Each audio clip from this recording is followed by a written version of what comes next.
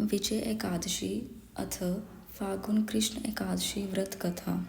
फागुन मास की कृष्ण पक्ष की एकादशी का नाम विजय एकादशी है।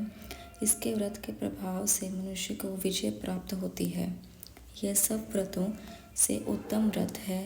इस विजय एकादशी के महत्व के श्रवण व पठन में समस्त पाप नाश को प्राप्त हो जाते हैं। एक समय देवश्री नारद जी ने जगत पिता ब्रह्मा जी से कहा कि महाराज, आप मुझसे फागुन मास के कृष्ण पक्ष की विजय एकादशी का विधान कहिए। ब्रह्मा जी कहने लगे कि हे नारद, विजय एकादशी का व्रत पुराने तथा नए पापों को नाश करने वाला है। इस विजय एकादशी की विधि मैंने आज तक किसी से भी नहीं कही। यह समस्त मनुष्यों को विजय प्रदान करती है। त्रेता युग में मर्यादा पुरुषोत्तम श्री रामचंद्र जी को जब 14 वर्ष का वनवास हो गया, तब वे श्री लक्ष्मण तथा सीता जी के सहित पंचावटी में निवास करने लगे। वहां पर दुष्ट रावण ने जब सीता जी का हरण किया, तब इस समाचार से श्री रामचंद्र जी तथा लक्ष्मण अत्यंत व्याकुल हुए और सीता जी की खोज में चल दिए। घूमते घूमते जब वे मारनसन जटायु के पास पहुंचे, तो जटायु उन्हें सीता जी का वृत्तांत सुनाकर स्वर्गलोक चला गया। कुछ आगे जाकर उनकी सुग्रीव से मित्रता हुई और बाली तक का वध किया। हनुमान जी ने लंका में जाकर सीता जी का पता लगाया और उनसे श्री रामचंद्र जी एवं सुग्रीव की मित्रता का वर्णन किया। वहां से लौटकर हनुमान जी श्री रामचंद्र जी के पास आए और सब समाचार कहे। श्री रामचंद्र जी ने वानर सेना सहित सुग्रीव की संपत्ति से लंका को प्रस्थान किया। जब श्री रामचंद्र जी समुद्र के किनारे पहुंचे, तब उन्होंने मगरमच्छ आदि से युक्त उस अगाध समुद्र को देखकर लक्ष्मण जी से कहा कि इस समुद्र को हम किस प्रकार से पार कर सकेंगे।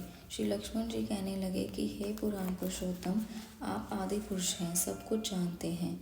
यहाँ से आधा योजन दूर पर कुमारी द्वीप के वक्तालभ्य नाम के मुनि रहते हैं। उन्होंने अनेकों ब्रह्मा देखे हैं। आप उनके पास जाकर इसका उपाय पूछिए। लक्ष्मण जी के इस प्रकार से वचन सुनकर श्री रामचंद्र जी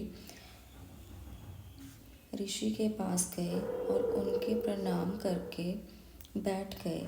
मुनि ने भी उनको मनुष्य रूप धारण किए हुए पुराण पुरुषोत्तम समझकर उनसे पूछा कि हे राम, आपका आना कैसे हुआ। रामचंद्र जी कहने लगे कि हे ऋषि, मैं अपनी सेना सहित यहाँ आया हूँ और राक्षसों को जीतने के लिए लंका जा रहा हूँ।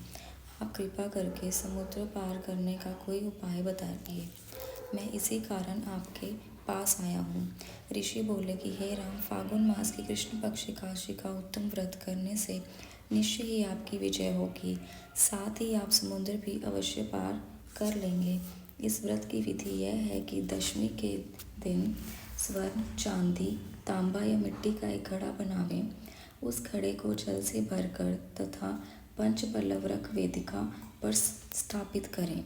उस घड़े के नीचे सतनाजा और ऊपर जौ रखें। उस पर श्री नारायण भगवान की स्वर्ण की मूर्ति स्थापित करें।